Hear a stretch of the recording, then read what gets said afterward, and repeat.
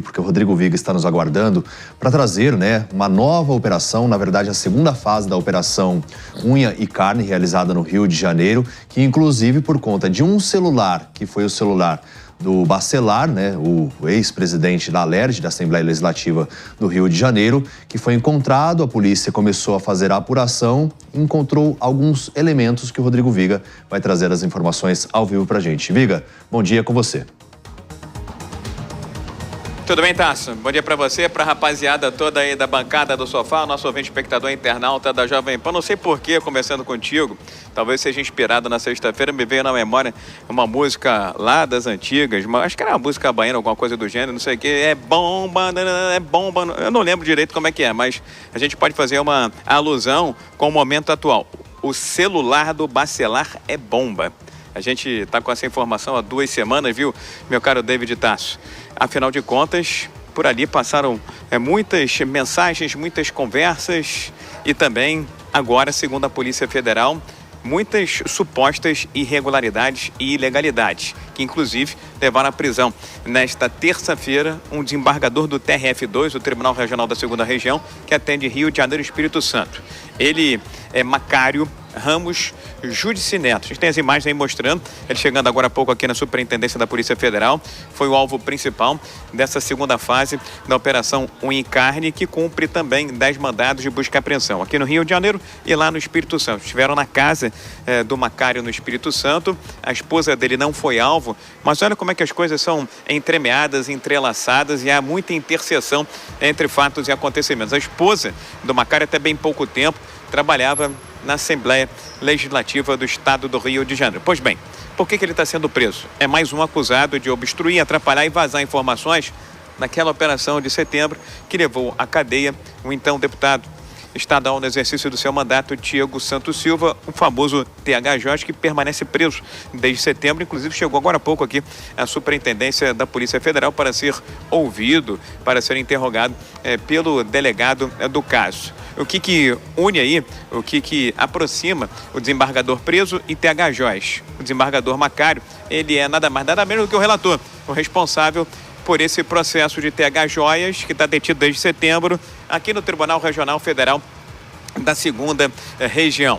Mandados de busca e apreensão, 10, como eu disse, cumpridos no Rio, no Espírito Santo. A prisão do Macário aconteceu na Barra da Tijuca, na casa dele, numa área de luxo da zona sudoeste da cidade do Rio de Janeiro. E agora vamos avançar nas investigações. Decisão tomada pelo ministro Alexandre de Moraes. Rodrigo Bacelar esteve preso até bem pouco tempo, até a semana passada, aqui na Superintendência da Polícia Federal. Deputado estadual, afastado do comando da Alerj, licenciado até o início do recesso no Parlamento do Rio de Janeiro, que começa agora nessa próxima sexta-feira. Alguns pequenos detalhes envolvendo esse desembargador. Ele ficou quase 2 décadas afastado da toga dos tribunais, acusado de quê?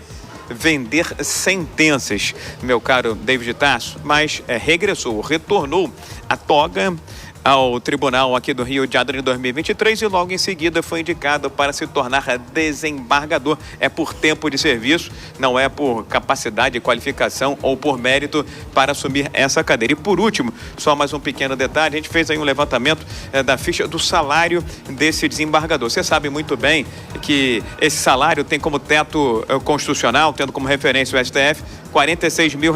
Porém, contudo, entretanto, todavia, o vencimento dele no mês de novembro foi de R$125 mil, 90 mil de salário e 35 mil de benefício, um pouco menos do que você ganha, mas é uma bolada bem acima do teto constitucional, meu caro David Tasso. Sem dúvida, Rodrigo Viga, muito obrigado pelas suas informações ao vivo. Olha, é uma informação atrás da outra que a gente fica indignado, né?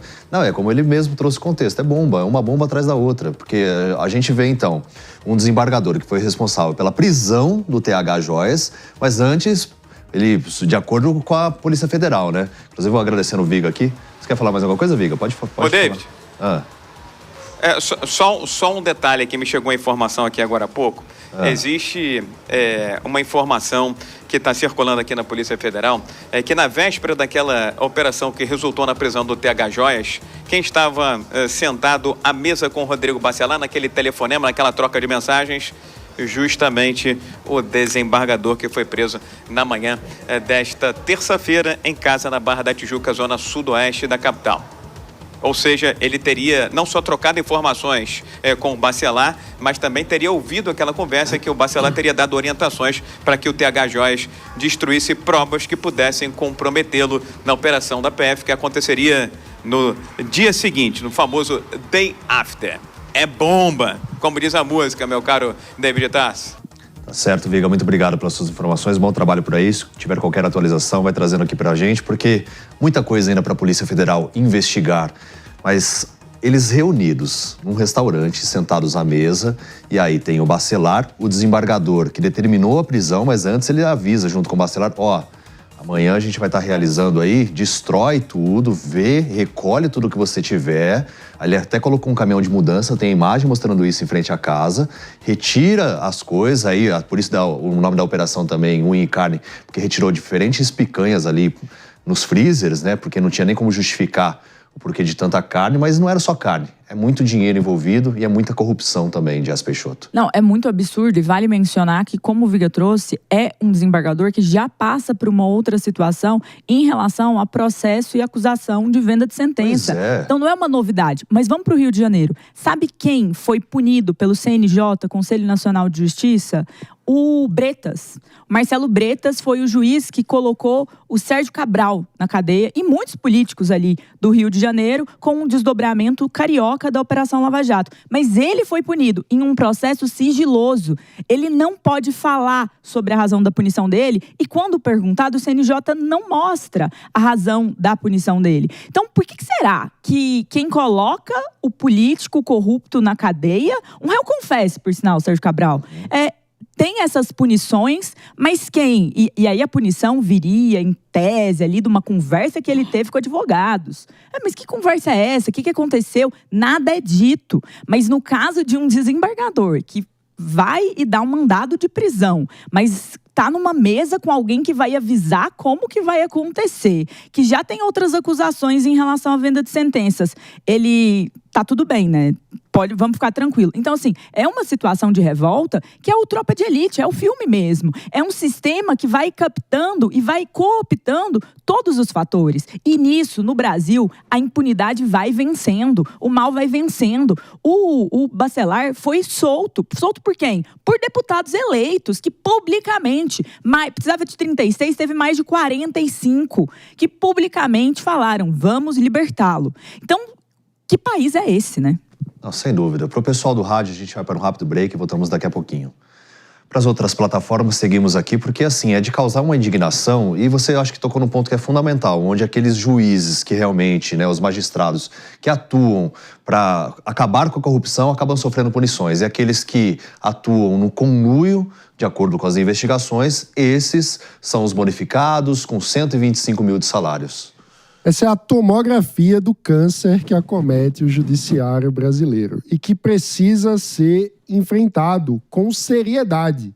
Como é que a gente vai lidar com o fato de que as nossas instituições estão infiltradas pelo crime organizado? A gente vai continuar achando normal pagar salários acima do teto constitucional, ignorando que a lei deveria estar acima de todos? Porque quem está acima do teto está acima da Constituição. A gente vai continuar achando isso normal como país ou a gente vai conversar a sério sobre como fazer com que o judiciário também esteja obedecendo ao império da lei? A gente vai tratar a sério um código de conduta de juízes desde a primeira instância até o Supremo Tribunal Federal para que a gente tenha mais republicanismo na forma que o judiciário deve se relacionar com a política e com a sociedade, com o setor privado, inclusive. A gente vai regulamentar quando é que um juiz pode sair para um almoço com um amigo que é, muitas vezes, empresário que está pagando propina. O almoço, muitas vezes, pago como uma cortesia, é propina. A gente vai normalizar isso até quando? Quando é que nós vamos ter capacidade de conversar como adultos de forma franca, promovendo reformas institucionais que, ao mesmo tempo, reconheçam a importância do judiciário para o país, mas que queiram aperfeiçoar o judiciário e blindá-lo da infiltração do crime organizado. Essa é a questão que está posta. Para o Brasil ter qualquer chance de dar certo, a gente tem que ser capaz de olhar para essa ferida. Mas, mano, eu vou num ponto que ele é anterior a tudo que você falou, com o que eu concordo. A gente tem uma situação que é a seguinte: um então juiz, ele foi investigado por vender sentenças, tá? Vender sentenças. 20 anos afastado. 20 anos afastado. E aí, ele recebendo, volta... tá? Recebendo, claro, porque esse é meu ponto, tá, David? Eu vou chegar lá. Ele volta, e não só ele volta, como ele é promovido. Ele vai ao tribunal. Rodrigo Viga coloca aqui, não é por capacidade, não é por competência, é por tempo de serviço. Lembrando, 20 anos de não serviço, porque ele ficou afastado. Então, eu acho que qualquer reforma passa por um básico, que é alterar a forma de carreira desses magistrados. Porque, veja, se a gente tem um funcionário dentro da sua empresa, se tem alguém dentro do mercadinho que está te fraudando, como é o caso de uma venda de sentença, e vamos lembrar que a sentença é o ato fundamental de um magistrado, é a obrigação básica fundamental que ele tem, se ele está descumprindo essa obrigação para receber benefícios próprios, ele não tem que ficar afastado de forma remunerada. Ele não tem que continuar recebendo. Parece prêmio você ficar afastado do trabalho e receber o seu salário normalmente. Isso pra mim é prêmio, porque eu vou ficar de férias lá recebendo como se eu estivesse trabalhando. E não só isso. De repente ele é reintegrado e ele é promovido. Eu não tô nem falando de crime organizado aqui, porque tem casos que a pessoa só está agindo ali pelo interesse dela mesmo. Mas isso tem que ser alterado. E a gente, às vezes, discute coisas tão complexas e tão difíceis de entender. Essa não é. E eu não entendo a dificuldade do CNJ em organizar a carreira jurídica, seja por meio de alteração constitucional ou qualquer outra coisa, para evitar que isso aconteça. Não, é de causar indignação. Inclusive, estamos de volta para o pessoal que nos acompanha pelo rádio, né? Ainda repercutindo aqui os desdobramentos do desembargador que foi preso. De acordo com as investigações, ele estava jantando com o Bacelar, que era o então presidente da Assembleia Legislativa do Rio de Janeiro, e avisando o TH Joias que seria ali um alvo de prisão e de busca e apreensão. Gustavo Mesquita. Um completo absurdo, uma completa vergonha o que a gente assiste dia após dia. Essa relação espúria entre membros do judiciário, do legislativo, de instituições públicas e o crime organizado. Não à toa, a operação aí tem um nome muito oportuno, inclusive, Operação da Polícia Federal, Unha e Carne. O estudo do crime organizado nos mostra que o envolvimento do crime organizado na sociedade, ele passa por diversos estágios. E um dos últimos estágios é essa fase da simbiose, quando o crime organizado, ele se infiltra nas instituições e passa a se confundir com as próprias instituições públicas. É a situação da unha e carne que a gente assiste aí, evidenciado por um almoço entre um desembargador que julgava, que era o relator do caso, que determinou a prisão de um outro deputado, TH Joias, almoçando com outro deputado que vai ser preso depois, Bacelar, presidente da Alerj, solto por uma medida corporativista da Assembleia Legislativa do Rio. E tudo isso em casa, tudo isso ali às vistas, sem sequer a preocupação de se esconder. Isso é um fator que a gente observa muito hoje. Hoje não tem mais até uma preocupação que existia no passado de se esconder. Perderam a vergonha. Claras. A gente assiste a ministro, perderam a vergonha. A gente assiste a desembargador almoçando com o investigado, assiste a ministro do Supremo Tribunal Federal e viajando de jatinho com advogado de banco investigado em esquema bilionário. E o que a gente vai fazer em relação a isso? A gente assiste um cenário muito preocupante, porque quem vai julgar aqueles que deveriam nos julgar, mas que estão envolvidos em crimes piores? Quem vai legislar quando aqueles que podem legislar em nosso favor estão legislando em causa própria? Quem vai vigiar aqueles que deveriam vigiar por nós?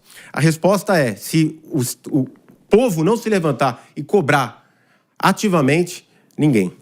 Não, e assim, A gente vê essas comunicações sendo feitas, né, onde o presidente da Assembleia Legislativa do Rio de Janeiro comunicando o TH Joias, vazando informações sobre a operação, e aí você também tem uma dificuldade de detectar até onde vai esse conluio todo, sabe? Até onde vai realmente as entranhas ali, onde tem o presidente da Assembleia Legislativa, que é um cargo máximo do Poder Legislativo do Rio de Janeiro, envolvido numa ação como essa. Então, de que forma que a gente combate toda essa corrupção? Por isso que quando os políticos também são alvos dessas operações, a gente não pode descredibilizar as instituições, como Polícia Federal, Polícia Civil, para que a gente realmente veja a atuação dessas forças de segurança e enfrentarem o crime organizado. David, as instituições e as regras precisam ser mais importantes do que as pessoas, do que as personalidades, do que o culto a mitos. Não existem mitos na política, são todos seres humanos que precisam ser tratados como abaixo da lei. A lei precisa estar acima de todos e não a vontade ou a paixão que um lado ou outro tem pelos seus políticos ou bandidos de estimação.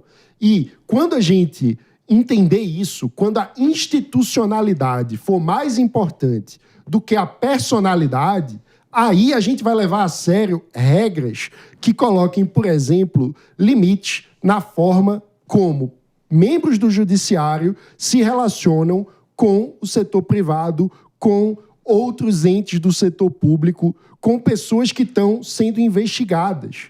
A gente não pode achar normal que juízes, que ministros do Supremo, que pessoas do judiciário frequentem lugares que estão sendo frequentados por pessoas que respondem a processos que vão ser julgados por esses próprios juízes, por esses próprios ministros.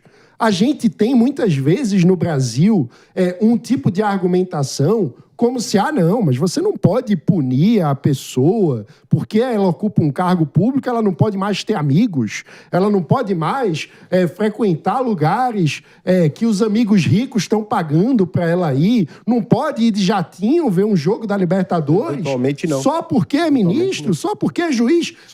Não pode mesmo. Porque a instituição tem que ser mais importante do que a pessoa. E uma vez que a pessoa escolhe servir, é preciso recuperar o senso do que é o serviço público. Uma vez que a pessoa escolhe servir ao público num cargo de autoridade, ela precisa abrir mão de outras coisas. A autoridade tem dever acima de direitos. Então a gente fica muitas vezes tratando como se a gente precisasse falar de uma autoridade como direitos de um cidadão normal, porque um cidadão normal pode visitar um amigo no sítio e pode ter pedalinhos que um amigo dá para ele, ou pode visitar e ir para um jogo de futebol num camarote que o amigo está pagando. Um cidadão normal pode, uma autoridade não pode, e a gente tem que parar de normalizar isso. Isso aí. Então, pessoal, acabou de sair uma breaking news aqui. O desembargador em questão foi preso pela Polícia Federal a pedido do Supremo Tribunal Federal. A defesa dele ressalta que não foi disponibilizada ainda a cópia da decisão que decretou sua prisão. Então, essa nota é assinada pelo advogado Fernando Augusto Fernandes. Então, nós temos aí já um desdobramento e, mais uma vez, o celular que o Viga bem trouxe como bomba teria sido o fator ali que mostraria várias situações. Lembrando que da decisão anterior, Moraes chega a citar, por conta das investigações, o desembargador em questão. Então, ele está preso neste momento. Depois de venda de sentenças... por vídeo, já só te interrompendo brevemente, claro. Tem a imagem dele chegando na Superintendência da Polícia Federal, né, onde deve ficar detido. Deve ficar detido. E ele já tinha essa situação aí da punição, da venda de sentenças, voltou ao cargo como juiz, foi para desembargador, fez toda essa situação e, mais uma vez, é sempre importante lembrar quem é TH Joias. TH Joias não é um caso qualquer, é um caso de envolvimento com o Comando Vermelho. vermelho, em um país em que a gente tem falado bastante sobre o crime organizado que ele tem sequestrado. O envolvimento do presidente da Alerj, a prisão de Rodrigo Bacelar, não mostra apenas uma face da corrupção que nós estamos até acostumados, infelizmente, a vermos no Brasil, mas mostra essa ligação com cadeias de comando e com uma imagem que se tenta passar que não é verdadeira, de que o crime não está correlacionado às zonas de influência ou poder. O crime organizado está muito poderoso. E o caso do Bacelar mostra bem isso. Em uma mesa de um restaurante, no desembargador que decreta a prisão, o desembargador do caso, não o desembargador que ouviu falar, não é um PM que sabia, não é a milícia. Muita gente falou, isso deve ter sido uma informação de policiais que passaram. Não! Aqui a tese da investigação é que teria sido o próprio desembargador que passaria essa informação e possibilitaria a fuga ou pelo menos destruir algumas provas por parte disso. Isso é totalmente absurdo, nojento e abjeto. E espero que desta vez, como não aconteceu na primeira, a pena venha. E que a pena não seja uma aposentadoria compulsória recebendo, porque é isso que acontece hoje na determinação do CNJ. Precisamos reavaliar tudo em relação também ao nosso sistema de justiça. Não porque queremos destruí-lo, mas porque queremos que ele fique forte. E para ficar forte, ele precisa lidar com os problemas e as críticas que acontecem no presente. Este é um exemplo disso. Não, e que a Polícia Federal também pegue o celular dele, faça uma perícia, igual tem feito, né, para que consiga chegar a outras pessoas envolvidas em todo esse esquema. É isso que a sociedade espera e é isso que a gente acredita também na força da Polícia Federal para trazer também luz a esses casos, porque eles tinham ali plena convicção de que ficariam na impunidade, ou seja, não seriam descobertos, jantam juntos, trocam mensagens no celular. Imagina que um presidente da Alerj, Assembleia Legislativa, realmente vai ser alvo aí de uma operação. E um desembargador? No celular. O desembargador, então, nem se fala. Você sabe com quem você está falando? Federal, é o tipo. Exatamente. E a importância desembargador federal de se blindar os órgãos de controle, como no caso a Polícia Federal, seja a Polícia Federal, autonomia, o Público, as polícias civis dos estados, que têm a autonomia para investigar poderosos, como no caso aí de um desembargador ou um deputado, seja quem for que estiver cometendo crime, tem que ser investigado e tem que ser responsabilizado na forma da lei. Mas isso só vai ocorrer se os agentes públicos responsáveis por essa investigação, pela persecução penal, tiverem a tranquilidade, no bom sentido, de que não vão ser eles próprios punidos, como a gente já viu acontecer com o próprio juiz Bretas, juiz da Lava Jato carioca, que acabou ele próprio sendo punido por investigar e punir poderosos.